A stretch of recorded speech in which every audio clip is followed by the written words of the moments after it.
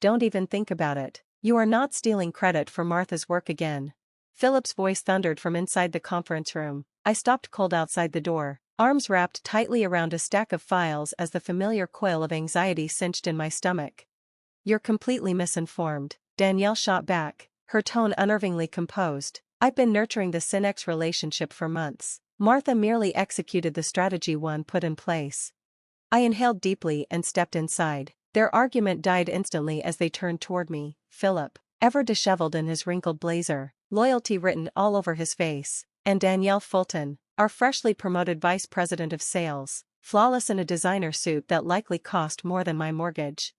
Martha, thank God, Philip said, relief flooding his features. Tell her who actually built the Synex pitch deck. My name is Martha Ellison, I'm 32, and for the past 6 years I've clawed my way up the ranks at Orion Tech Solutions in Cincinnati, Ohio. We create logistics software for transportation companies, unsexy, behind-the-scenes systems that keep supply chains running nationwide. I started as a junior sales associate and earned my way to business development manager through persistence and performance. My Ohio University diploma hangs above my cubicle, not Ivy League, not impressive enough for certain executives, and certainly not impressive enough for Danielle, who never missed an opportunity to remind me of that. We were discussing the Synex presentation, Danielle said smoothly, as if Philip hadn't been yelling seconds earlier. I'll need your notes by the end of the day so I can finalize everything. I met her gaze without flinching. The presentation is already finalized. The deck is built entirely around the customized supply chain solution I developed for Synex's multimodal operations. Her smile tightened. I'll still need to review it thoroughly. This deal is too important to risk mistakes. It's a $50 million contract over 5 years, the largest we've ever pursued. I know exactly what's on the line, I replied. What I didn't say was that I'd spent nearly a year securing Synex holdings. Early mornings, late nights, sacrificed weekends. I'd immersed myself in their operational challenges, tailored a solution from the ground up, and earned their trust. I'd flown to Detroit 4 times, each visit bringing us closer to closing what could define my career. As Philip and I walked back to our desks, he shook his head. She's going to sideline you before the final meeting, you know that. Let her try, I said quietly. Tasha Brennan won't sign anything unless I'm there. What Danielle didn't know, what no one at Orion Tech knew, was that Tasha, Synex's CEO, had been my college roommate. We'd shared a cramped off-campus apartment for 2 years, surviving on ramen and caffeine-fueled all-nighters. We still caught up over brunch whenever she was in town. I never used our friendship to secure the deal, that would have crossed a line, but it certainly helped open the door. Back at my desk, an email from our CEO awaited me, requesting my attendance at the next day's executive meeting. A chill ran down my spine. This didn't feel like good news. The executive boardroom always unsettled me. Everything gleamed, the polished mahogany table, floor-to-ceiling windows overlooking downtown Cincinnati, the sterile scent of lemon cleaner and authority. I smoothed my off-the-rack blazer and sat at the far end of the table, acutely aware that I was the only person present without an Ivy League pedigree. Jonathan Pierce, our CEO, sat at the head, his expression unreadable behind steel-framed glasses. Danielle occupied the seat to his right, portfolio neatly arranged. The rest of the table was filled with men in nearly identical navy suits. Martha, thank you for joining us, Jonathan said. Danielle tells me you've made strong progress with Synex Holdings. Yes, I replied, opening my notes. We're in the final stage. They've verbally committed to the full package and plan to sign next week, $50 million over 5 years, with renewal options. Jonathan leaned forward. That's outstanding. It would be the largest contract in Orion Tech's history. A flicker of pride warmed my chest. Thank you. It's been a team effort, but I'm proud of the outcome. The concern, Danielle cut in, is whether we're equipped to support Synex's enterprise-level needs long-term. I frowned. The proposal was designed specifically for their enterprise infrastructure. Every concern their IT team raised has been addressed. I don't mean technically, she said calmly, I mean relationally. Accounts of this magnitude require a certain polish. My stomach sank. I'd seen this maneuver before, Danielle stepping in after I'd built the foundation, but never on a deal this big. I've managed this relationship for nearly a year, I said carefully. Ms. Brennan has requested that I oversee implementation. Danielle's smile stayed fixed, cold. You've done excellent groundwork, Martha. No one is disputing that. But they were. I could see it in the exchanged glances, in Jonathan's refusal to meet my eyes. To ensure this flagship account receives the highest level of expertise, Danielle continued, I'll be leading the final negotiations and signing. 6 years of loyalty, endless sacrifices, the biggest deal in company history, ripped away at the finish line. Is there an issue with my performance? I asked. Jonathan finally looked at me. None whatsoever. You've exceeded expectations, but as we expand, we must consider the image we present to enterprise clients. Danielle has experience you simply don't. What he didn't say, but didn't need to, was that Danielle had a Harvard MBA and elite connections. I had a state school degree and results. Apparently, results were no longer enough. The following week blurred into forced politeness and sleepless nights. I handed over every Synex document, walked Danielle through months of conversations, and even prepared talking points for the final meeting. I remained professional, even as resentment simmered beneath the surface. Friday afternoon, with the signing set for Monday, another meeting request arrived, Jonathan again, HR included. My chest tightened. I knew what awaited me, but the sight of the manila folder on the table still hit like ice water. Martha, thank you for your contributions to Orion Tech, Jonathan said, his voice practiced. As part of our ongoing evaluation, we've made some organizational changes. I waited. We're restructuring the business development department, he continued. Effective immediately, your position has been eliminated. 6 years, erased by a euphemism. I see, I said steadily. May I ask why this is happening days before closing the largest deal in company history? This decision isn't about Synex, Jonathan replied, though everyone knew better. It's about long-term strategy. We need to elevate our credentials as we pursue enterprise clients. In other words, I said, you want more prestigious diplomas. His jaw tightened. We're prioritizing elite educational backgrounds and enterprise experience. His gaze flickered briefly to the box at my feet, my Ohio University diploma tucked inside. Danielle leaned forward. We're prepared to offer a severance package, Jonathan continued. 3 months' salary and benefits, along with a letter of recommendation. How generous, I said, bitterness finally breaking through. Heat rushed to my face, anger, humiliation, disbelief all tangled together. 6 years of loyalty reduced to a neat little exit package. The head of HR, a woman I'd barely spoken to during my tenure, pushed the manila folder across the table. Everything is outlined here. We'll need your badge and laptop before you leave today. I scanned the room, searching for even a flicker of remorse or acknowledgement of what I'd built. I found none, only discomfort and the eagerness to move on. Thank you for the opportunity, I said at last, standing and collecting myself with what dignity I could summon. No speeches, no tears, no pleading. I took the folder, gave a curt nod, and walked out. Philip hovered as I packed my cubicle, his face tight with anger and sympathy. This is insane. After everything you did, Synex especially. I wrapped my Ohio University diploma carefully in tissue paper. It's fine, Philip. It's not fine. You land a $50 million deal and they fire you before the ink is dry. You should fight this. I looked up at him, an unexpected calm settling over me. No, they've made their choice, and on Monday morning, they're going to realize just how wrong it was. He frowned. What does that mean? I sealed the box and smiled faintly. You'll see. Monday, 9:30 a.m. I was at home in yoga pants, coffee in hand, scrolling through job listings when my phone buzzed with a message from Tasha. Heading into the Lion's Den. Wish you were here. Brunch this weekend to celebrate. I smiled and typed back. Absolutely. Good luck today. Call me after. What she didn't know, what I hadn't told her, was that I wouldn't be in that meeting. I'd avoided mentioning my termination during our quick weekend call. Maybe it was calculated. I preferred to think of it as letting the truth surface on its own. Her reply came instantly. Of course. Can't wait to work with you on this. I set the phone aside, guilt briefly tightening my chest. But another part of me, the part that had been dismissed so casually, wanted Orion Tech to face the consequences themselves. Across the city, Danielle would be arranging slides and rehearsing her talking points. Jonathan likely nearby, ready to claim victory. They'd be confident, smiling, oblivious to what was coming. My phone rang at 10:15. Philip. Martha, he said breathlessly, you will not believe this. Try me. Tasha Brennan walked into the conference room, looked around, and said, Where's Martha? That was the first thing out of her mouth. I closed my eyes. Danielle tried to explain you weren't with the company anymore, but Brennan cut her off. She said, if Martha isn't involved, we need to reconsider this contract immediately. What did Jonathan do? I asked. Damage control, talking about teamwork and strategy, total nonsense. Brennan shut it down. She said she'd been clear from the start, you're the reason Synex trusted Orion Tech, and without you, the deal's up for review. A small, vindicated part of me savored the image. What now? They're holed up in Jonathan's office. It's chaos. Danielle's calling legal, trying to see if they can force the deal through. They can't, I said calmly. I'd made sure of that.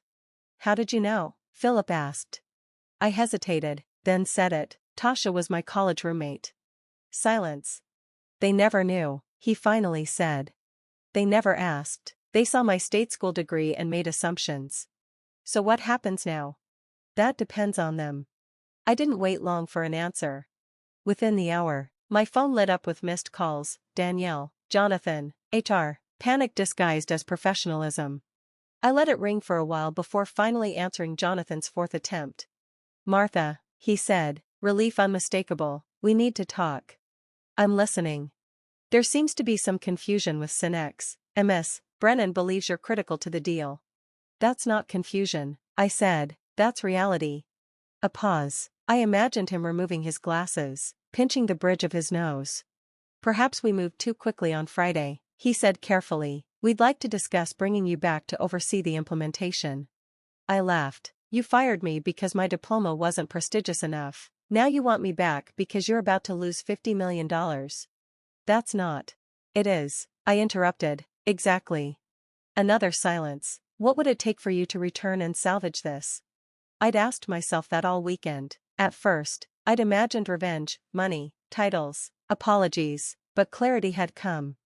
Nothing, I said. I'm not coming back. Everyone has a price. This isn't about money, it's about respect, and you made your position very clear. We admit we handled the transition poorly. Transition? I snapped. You fired me days before closing your biggest deal because I didn't have an Ivy League degree. That's not strategy, it's elitism. His voice softened, urgency creeping in. She's threatening to walk. The board is in an emergency session. That sounds like a problem for your elite credentials.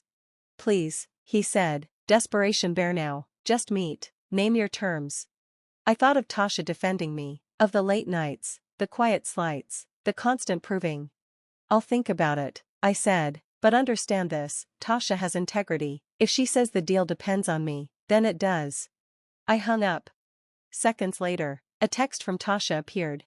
These people are unbelievable, they fired you after everything you did. I'm furious, call me. I smiled and called her. Martha, she said immediately, why didn't you tell me? I wanted to see who they really were, I admitted. Well, they showed their true colors, and they underestimated me if they thought I wouldn't notice you were gone. Thank you, I said softly. Of course, she replied, you're the reason we trusted them at all. Their tech isn't even the best, you made me believe they could deliver. I hesitated before voicing the question that had been circling my thoughts. So, what happens to the contract now? Tasha's tone shifted, decisive, focused, the same voice she'd used in college whenever she'd made up her mind. That depends on you. If you want Synex to walk away from Orion Tech entirely, we will, but I have another option, if you're open to it. I'm listening. Do you remember Gregory Wilson? He was a year ahead of us, economics major. I searched my memory, vaguely. He founded Wilson Enterprise Solutions 5 years ago. They're a direct competitor to Orion Tech, smaller, but far more innovative. He's been trying to get a meeting with me for months. I straightened, the implication hitting me immediately. Greg's looking for a new business development director, she continued, someone who understands logistics software and already has deep industry relationships. Does that description sound familiar? You're suggesting I work for a competitor? I asked, adrenaline sparking. I'm suggesting you interview, she corrected. What happens after that is between you and Greg, but if you join them, and if their platform meets our needs, I'd absolutely be interested in exploring a partnership. The pieces snapped together almost instantly, a clean move, a better company, a better role, and the quiet satisfaction of showing Orion Tech exactly what they'd discarded. Send me his contact info, I said, I'll reach out today. Already done, she replied, smiling audibly. He's expecting your call. 3 hours later, I sat across from Gregory Wilson in a downtown cafe. He was younger than I'd imagined, late 30s, maybe, with the restless confidence of someone who'd built something from the ground up. Tasha speaks very highly of you, he said after introductions. She says you're the most client-focused professional she's worked with. I believe in relationships over transactions, I replied. Technology evolves, trust doesn't. We talked for over an hour about his company, my experience, and the future of logistics software. Unlike every interview I'd ever had at Orion Tech, Greg never once asked where I went to school. He cared only about results, strategy, and how I thought. Here's the reality, he said finally, leaning forward. We're smaller than Orion Tech, but we're scaling fast. Our technology is better, more flexible, cloud-native, intuitive. What we need is someone who can open the right doors. Someone with industry relationships, I said. Exactly. I'll be blunt, I want to poach you. I want you as our director of business development, reporting directly to me, full autonomy, equity, and a compensation package that will make Orion Tech's best offer look embarrassing. I raised an eyebrow. That's a bold proposal. I invest in talent, he said simply. From everything I've heard, letting you go was Orion Tech's biggest mistake. For the first time since Friday, I smiled without effort. When would you need an answer? How about now, he said, half grinning. I laughed. Send me the formal offer, but yes, I'm very interested. You'll have it by end of day. He stood and offered his hand. I'm looking forward to working together. As we shook hands, my phone buzzed. Jonathan, again. I silenced it without a glance. Trouble? Greg asked. Not anymore, I said. By the time I got home, my phone was full, 7 missed calls from Orion Tech executives, 3 voicemails requesting urgent meetings, and 1 desperate email from Danielle. I deleted them all and opened Greg's offer.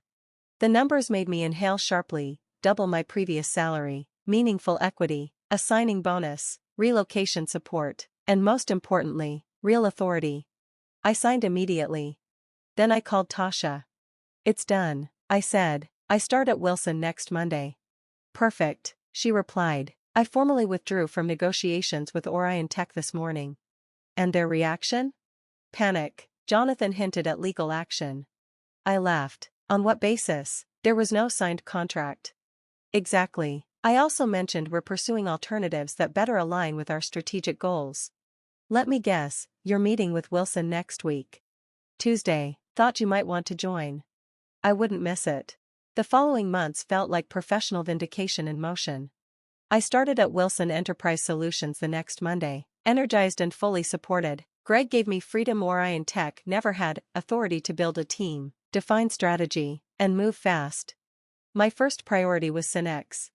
When Tuesday came, I walked into the conference room confident and prepared, greeting Tasha warmly before launching into our presentation. 2 hours later, we had a deal framework, $45 million over 5 years, slightly smaller than Orion's proposal, but with better technology, flexibility, and long-term support.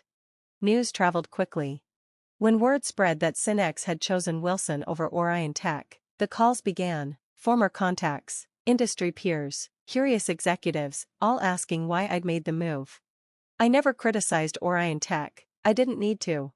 The story spoke for itself. They fired the person who landed their largest deal, and lost that deal days later. At conferences, it became a cautionary tale. 3 months in, I received a LinkedIn message from Philip. Danielle was let go yesterday. Board blamed the Synex fallout and failure to retain key talent. I felt a brief sense of satisfaction, followed quickly by concern. How's the team? I asked. Tense, stocks down 30%, layoffs rumored. I replied without hesitation. If you're open to a change, Wilson's hiring. We value results over pedigree. 2 weeks later, Philip joined my team, followed by several other talented former Orion Tech employees in the months that followed. 1 year after my abrupt termination, Wilson Enterprise Solutions had grown by 150%. Our client list included 3 former Orion Tech flagship accounts, Synex among them. My team, now 15 strong, represented a wide range of backgrounds and experiences, united by performance and trust. After our quarterly planning meeting, my assistant told me Greg wanted to see me. He looked up from a set of projections, smiling. The board meeting went exceptionally well. Good news? I asked. We're on track to surpass Orion Tech's market share by Q3, well ahead of schedule, and that's largely because of you. He slid a folder across the desk.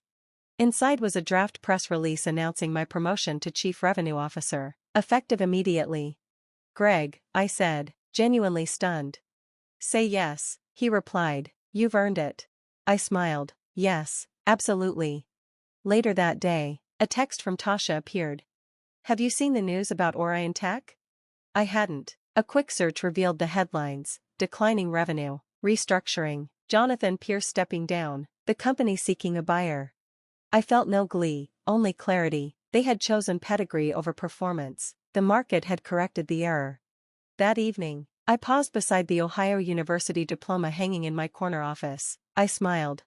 Success, I realized, was never about where you started, it was about what you built, and who you became along the way.